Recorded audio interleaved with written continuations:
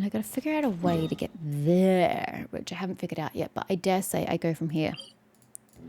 So let's just go to there and figure out how to get across. Can I just bounce my way across, or is there another way to accomplish this feat? Okay, going behind the ladder was probably the dumbest idea you've had yet. Got no one to blame but yourself for that one. Help me, please. Positions.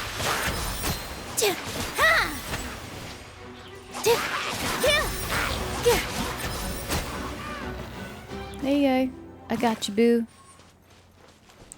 Out you come. Ooh, that was close. Thank you. Okay, I can just bounce my way up there. Great. Thanks, man. Let me help you pack this up. That was close. I don't know if that's the same guy or not. Okay, let's get bounced my way to victory then. What was that? I don't know what that was. Huh?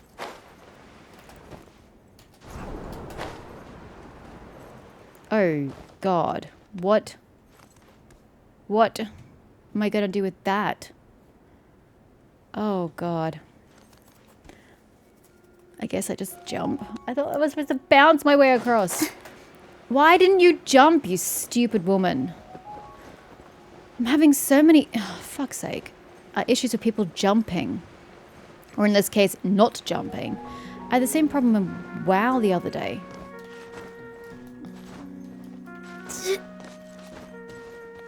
Where the hell do I go from here?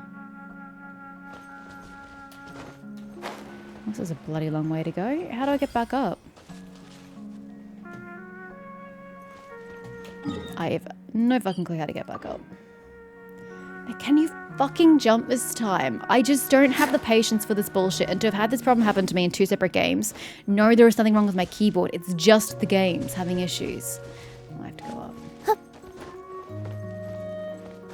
They're just very clunky. Is it because I tried to sprint jump? Is that your issue? What? What? You didn't do that before. Do you have to wait for me to fall before you will cooperate? I don't understand.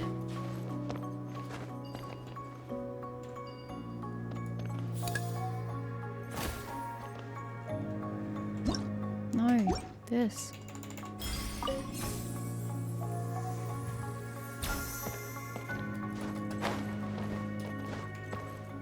This isn't exactly a platformer, this game.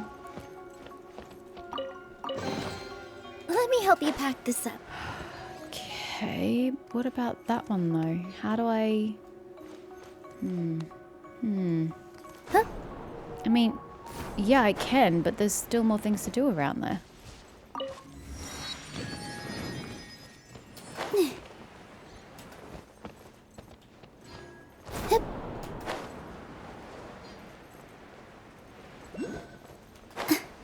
There's got to be a reason why we're doing this, right? Ah, it's just for that. Oh, God. Shouldn't glide. Oh. If I'd known that, I would have just let you fall previously. I thought it would kill me and bring me back up. God, I fell a long way. Also not where I died, but thanks. Glide this time. Thank you. Again, this game is not exactly a platformer. I don't know how you expect me to make that. Oh.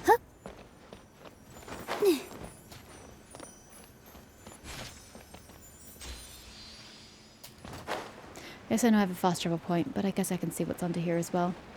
Okay. Let's duck off to the side first and ignore that little flower for now. Oh, doesn't let me. Okay, goodbye. Nice knowing you.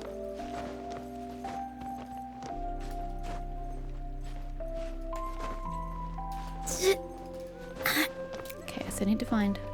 Yeah, I know it's the island he was talking about. Trying to find a way to get down. Yes, not.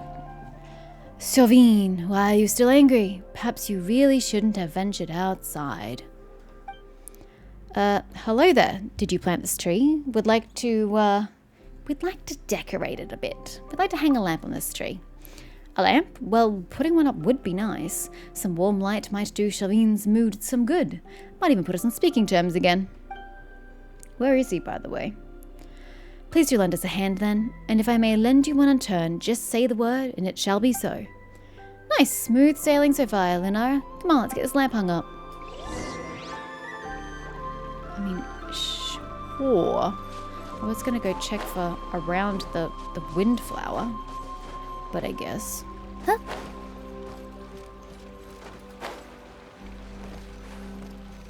Hang. That should do it. The light should shine far and wide now. I don't think anything's happened yet. Okay, so what do we do now? We wait, of course. Maybe those venturers have seen the light already and are on the way back as we speak. Well, they weren't exactly waiting for the moment that the light beacon shone once more. They'll come when they're ready. It could be years.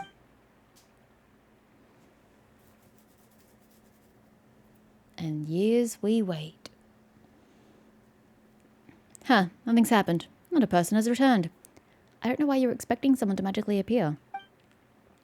Hello, you two. Not to disturb you or anything, but what were you intending to do by hanging that light up again? Well, long story short. You tell Penuel what happened. Penuel? I see. I've heard about the issue with Esnoir and the lighthouse as well, and this idea is a good one. However, perhaps we can hang it up still higher? Well, it's not like we can literally hang it in the sky, can we? Hanging the lamp up in the sky, that could perhaps be possible. See, told you there was a way. Please let me finish. This idea of mine might not actually work. The Whispering Isle is not far from here. It is a gift, oh my, the bonfires haven't been yet, offered unto the goddess of that island. She will grant the supplicant their wish. Whoa, that's some island. Righto, so let's take this lamp over to the Whispering Isle and see what the deal is. That said, I do not know if the goddess still hears our wishes. I've been to that island to offer gifts, but my wishes were not granted. So perhaps something's gone wrong somewhere. What did you wish for? My wish was a simple one, to be friends with Shovine forever. We used to live here together, taking care of his tree, drinking tea and chatting. He once set off on a long journey, and when he returned, he was almost unrecognizable. Not that it should have mattered. We were still friends, I thought. We'd understand one another. But he grew stranger and stranger, his day filled with odd mumblings and melancholy. He even rejected all my tea party invitations. I feared that he might no longer wish to be my friend, so I made plans to go to the Whispering Isle and make a wish to the goddess. The oldest legend in our village says that originally, the goddess greatly favoured the brave. So long as a valiant person were to bring her a gift as proof of their courage, she would respond to them. But I feared that she would not bestow her favour upon me, and so I brought a dragon scale with me. Do you know about the dragon that suddenly emerged from the Titanium mines? It flattened a great many homes and even mashed that mountain. Now, adventurers can no longer repair their boats or make tools there, and have had to change from whence they embark on their adventures. That mountain is just over there, but nowadays he's as broken as the broken sea itself. We've constantly tried to chase the dragon away and defend our village. Whenever it flew above our village, we would grab chairs, tables, forks, and spoons with which to chase it away. Yeah, that's your tableware's gonna do a lot. We should prepare a few utensils ourselves. Hey, it's not like that dragon's made of bread or butter or something. Forks and spoons wouldn't do squat to it. Well, whatever the case may be, at least that dragon hasn't come back to set fire to the village or roll over it or anything like that. Minnie Durin's no evil dragon, he just wants to be friends with everyone. Is that so? In that case, his way of showing it is most unexpected. Well, we couldn't understand what he was saying at the time anyway, so all we could do was chase him off. When he left behind his scale. I believed that it could prove my courage, and my neighbours thought so too. And when I put the scale before the statue of the goddess, it began to glow with an awesome light. I thought that this meant the goddess acknowledged my wish and was about to grant it. But Shovine did not change. He still refused to come out of that pot, and he remains as upset as ever. He even advised me to become a venturer and go on a long journey with him. No way am I doing that. Wait, come out of what pot now? It almost sounds like it's some sort of potted plant. That's right, Shovine is presently a flower in a pot. And I'm going to assume that happened after she granted your wish. I mean, that's pretty alright, isn't it? He can live next to the tree and I can take care of him, water him, drink tea and sing for him. But he always says that no matter where he goes, he must be sure of his place. Something he learned from his venturing. And that pot is his place. Coax and control as I might, I can't get him out of that pot. The goddess didn't make my wish come true, and I don't know what the matter is. Sorry for going on like that. It must have taken quite a bit of your time there. Where's the plant? Where is he? The Whispering Isle is that way. Perhaps the goddess will be more willing to hear your wish. That is the strangest thing I've heard all day, sir. Weirder still that I can't see it. Okay, I need to find a way down. How do you make friends with something like that anyway? Oh, there is no other way down. What? Then how do I get past the flower?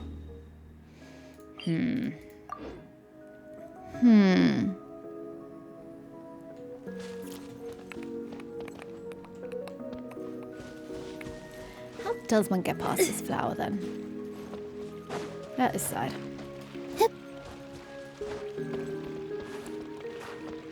That was the most awkward thing you've done yet. Nope. There's no other way to go about it.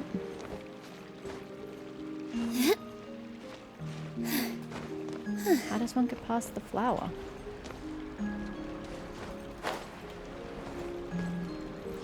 Can I shoot it? I highly doubt it. Get down. I just want you to face forward. Jesus. So sensitive. Let's.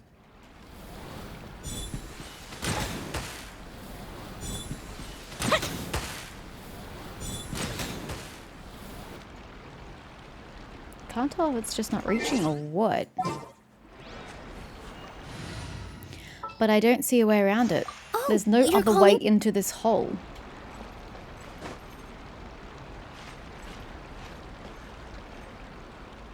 Oh well, care factor is quite low. So I thought I could get across, correct? All your sleepiness into it, and then. For the love of all, it's It's now flying holy. away. If I double press space, I expect you to jump and glide. Why is such a basic function beyond your capabilities? If I used a controller, I wouldn't have these issues.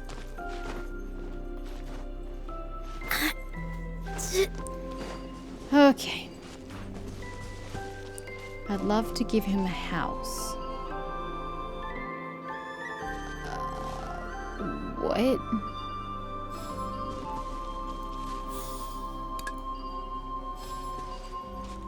Well, that ain't right.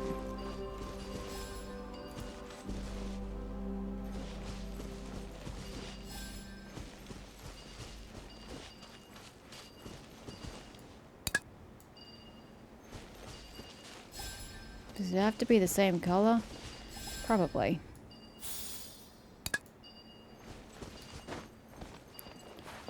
Oh, but there is no blue. Top. We'll have to go red.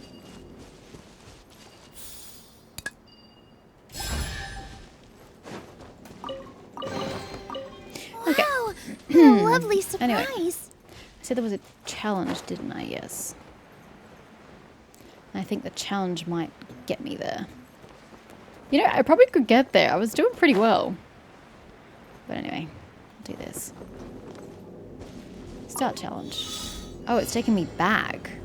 Who does that help?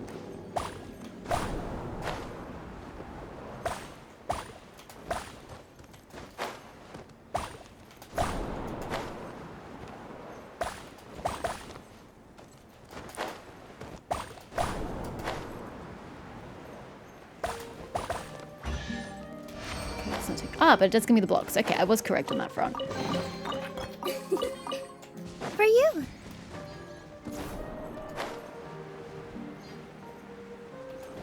Yeah.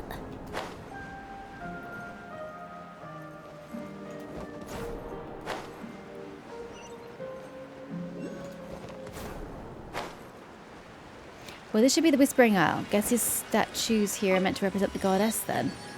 Oh, there's only one statue. Oh, no. Okay, there are three. Yes, sure. Sure. Oh my. Okay, what does this do? I have to escort it somewhere.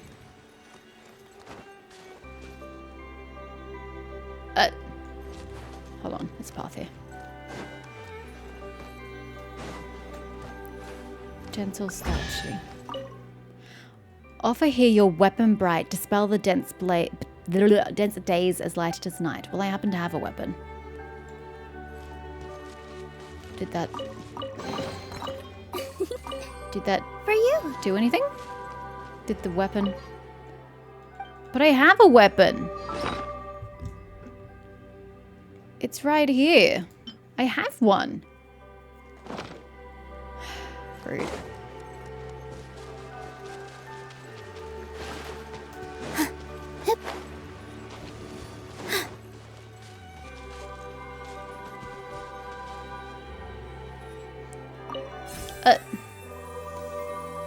Okay. But not really what I was expecting to do, to go around away from the statue I was trying to get to.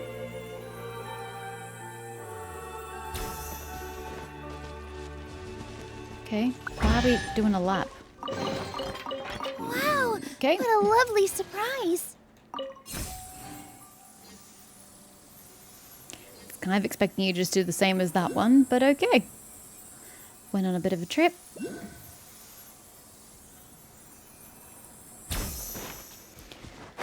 And back we go. So what is it that you want?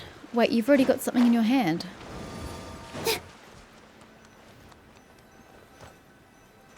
Peaceful statue. Present to you now your armor strong that guards your heart lest it go wrong. This should be the dragon scale that Panmal used to wish then. Seems like he really did make a wish. No, it's no use. The scale won't come off. Guess the goddess liked the gift after all. So why can't I give you mine? I have the weapon. That literally looks exactly the same as that.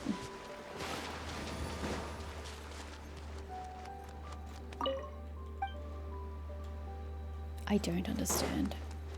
I have exactly what you want. And if that isn't what you want, then your instructions are really strange and bizarre. Where's the other... There were 3 stars. I don't know where the third one went. Oh, it's just a chest. Oh, there it is.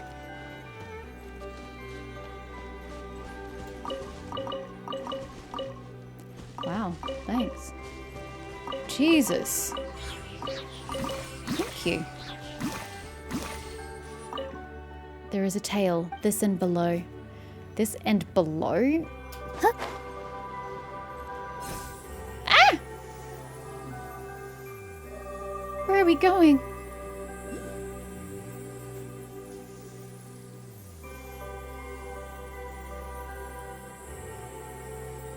There's nothing down here.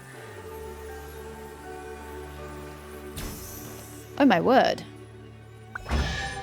Okay. For you. Wind blessed harpastum. A familiar looking harpastum. It seems to stir memories of an unforgettable summer of island adventures. A familiar looking night raven statue. It seems to stir memories of an unforgettable summer of adventures in a castle. A familiar looking choo-choo cart. It seems to stir memories of an unforgettable summer of adventures in a domain. Yeah, I liked last year's. Last year's event was the best.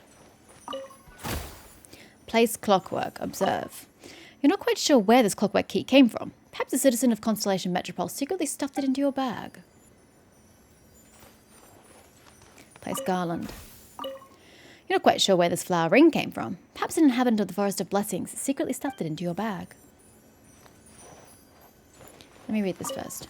Dreams of the Ancient Capital. Oh, is it like a book? Or is it like a book? Dreams of an Ancient Capital. Ah, it is. Book about a young woman named Lycia who sets out on a journey alone following the ruination of her homeland at the hands of a black dragon. Say what now? Oh my word. A book about a young woman named Lycia. Okay, same. On her journey, she met a former guard of the kingdom, now an errant wanderer, and sought his guidance in the art of swordsmanship. But the guard had long since given up hope, and had lost both the will to wield a sword and the courage to swing it. I cannot fill a bottle with hope and give it to you, said Lycia. But I do remember a song from my childhood. It sings of how spring is as fleeting as a shooting star, and it taught me to cherish every flower still in blossom about my feet. You need not master the way of the sword, said the guard. I can see in your eyes that you are already in possession of something even more powerful. After continuing on her way once more, following the guidance of the elders, Lycia entered a dense forest and came before a wise owl, keeper of the keys of the kingdom of dreams. It's a lot of ofs. The owl's laughter, rolling forth like a shouting mist, enveloped her from all sides. Do you know what it means to retreat in the face of adversity? As long as my legs can still walk, I will keep moving you forward. Do you fear the thought of death knocking at your door? I will fight it, right up until the final moment arrives. One last question. Can you swear to set your heart on revenge? Having now obtained the key, Lycia opened the door to the Kingdom of Dreams, where she was to cross the River of Stars and ascend an ink-black stairway, enduring many hardships. Finally, she confessed the reason for her coming before the Goddess of Dreams, and, in exchange for a lock of her golden hair, learned the magic of luring someone into a dream. Then she declared that she would take revenge upon the Black Dragon. In the beginning, the Black Dragon knew only black and white, but under the magic spell it dreamed of 1,001 different worlds, each far more vibrant and vivid than fire and brimstone. If worlds like these strike your fancy as well, said Lycia, I will turn back the dial of the night sky, reversing all the stars in their courses, returning things to the day before you arrived in my hometown. At the story's end, Lycia awoke from the previous night's dream to the familiar sights of her hometown outside the window. The birds were singing and the flowers in bloom, and all was at peace. From the little door of the wooden cabin, there came a gentle knocking. Opening the door, Lycia beheld a black-haired stranger standing aside. I cannot distinguish the colour of your hair, the man said, but I suppose it must be golden, just like the colour of the stars in my dream. Note at the back of the book. You really like writing stories about dragons, don't you? What a sweet story. Place toy block. You're not quite sure where this toy came from. Perhaps a resident of the Broken Sea secretly stuffed it into your bag. An incomplete manuscript. My word. Okay. Long, long ago, in an era when the mountains were filled with precious treasures, the stars were joined together in long snakes, and the dreams of the night abounded in colour. There was a little white stoat, or a white mouse, or a white rabbit perhaps. Never mind, that can be decided later. Who lived in this prosperous and tranquil town. I like stoats, they're adorable. All her friends and neighbours called her Snowflake. What was her original name? I'll have to decide that later too. Snowflake had a coat of pure white fur, as white as the never-melting snow atop a mountain peak, without a single blemish to be seen. Her eyes sparkled with the silent brilliance of the night sky, and her voice was bright and clear, as if a pair of invisible hands were playing upon a fine instrument, or as though someone was pouring pale golden wine into a glass. All the townsfolk wished to see her every day, even if just to say hello. But, overwhelmed by the people's adulation, and bedazzled by shining jewels, Snowflake forgot herself, even abandoning her original name. Aha! Problem solved. What about my greeting gift? Said Miss Snowflake, too lazy to open the door fully, with naught but the ruby bracelet on her slender wrist shining brightly through the crack. A troubled look came over the visitor's face, and with a bang, the little door was shut once more. The pure, noble, and highly revered Miss Snowflake returned to her dressing table to await the coming of her next sincere admirer. Her dream was to find herself the perfect husband, but clearly only someone who already possessed the most precious treasure in the world could possibly be deserving of her hand in marriage. That day, a certain wandering Mr. Cat paid a visit to their town. He came from a faraway kingdom in the north, and wore a coat of thick, well-groomed fur. Perhaps you might even say over-groomed, in fact, if you got close. You could even smell what he had eaten for his last meal. My cat is currently sitting on top of me licking itself. It has a really fishy smell. There was a wisdom in his emerald green eyes that was beyond anything common folk could hope to attain. It's like they're trying to make him sound appealing, but like that shit's just gross. The kind-hearted townspeople welcomed the traveller warmly. Within the time it took him to drink 3 cups of ale, he had already heard about all the town's noteworthy goings-on, and no less than 5 different weather forecasts for the following day. Among all the news, what most interested him was that relating to Snowflake. Where might I meet this beautiful lady? If I was you, I wouldn't bother. Why is that? Miss Snowflake has a penchant for rare treasures. Over the last 2 years, she has become more and more particular. Unless you're in possession of vast wealth already, you may as well give up on the idea sooner rather than later, for your own good. Hearing that, Mr. Cat's green eyes twinkled. Knock, knock, knock. Mr. Cat knocked on Miss Snowflake's door. To him, her house seemed a little on the small side. My greeting gift? A pair of listless eyes looked out at Mr. Cat through a crack in the door. Of course, I've prepared the most magnificent gift for the esteemed Miss Snowflake, which I trust will only make you more beautiful than you already are. This necklace is inlaid with agate from the north, pearls from the southern seas, and amber from the west. It is my clan's great treasure. Entrusted by my elders, I have travelled to the world in search of the most beautiful, noble person to present it to. It is a great honour to meet you, Miss Snowflake. I believe that you must be the one I seek. Please, accept my gift. A flash of dazzling colour shined out from the crack in the door as a reflection of the opulent necklace sparkled in Miss Snowflake's eyes. Not bad, not bad. Just about up to my standards, said Miss Snowflake proudly. After meeting you, I am now convinced that all jewelry will pale in comparison with your unparalleled beauty. But please, allow me to help you put it on. Mr. Cat bowed sincerely, then took a step inside, nearly getting stuck in the cracked open door as he did so. I will now perform a ceremony of blessing and prayer for you, that this gift might still shine as brightly as the moonlight once I am gone. Please, go ahead.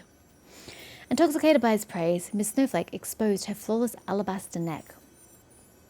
From that day forth, no one ever saw Miss Snowflake again. Some said she had grown tired of the mundanity of life in the town and set out on a journey to find treasure alone. Or maybe the cat ate the stoat, as a cat is wont to do. Whereas others were convinced that she had finally found the husband she'd been waiting for, living happily ever after with that Mr. Cat from afar. From someone, passing Mr. Cat as he left town, caught a whiff of Miss Snowflake's delicate perfume on his fur coat. Maybe the story isn't suitable for children either. I'll have to think it over. No! Blatant and brazen murder is not usually appropriate for children, although I suppose the original Grimm's fairy tales were pretty grim indeed. Okay, we're done here. How do I go back? Do you take me back? More or less, I suppose. That's one way to accomplish it.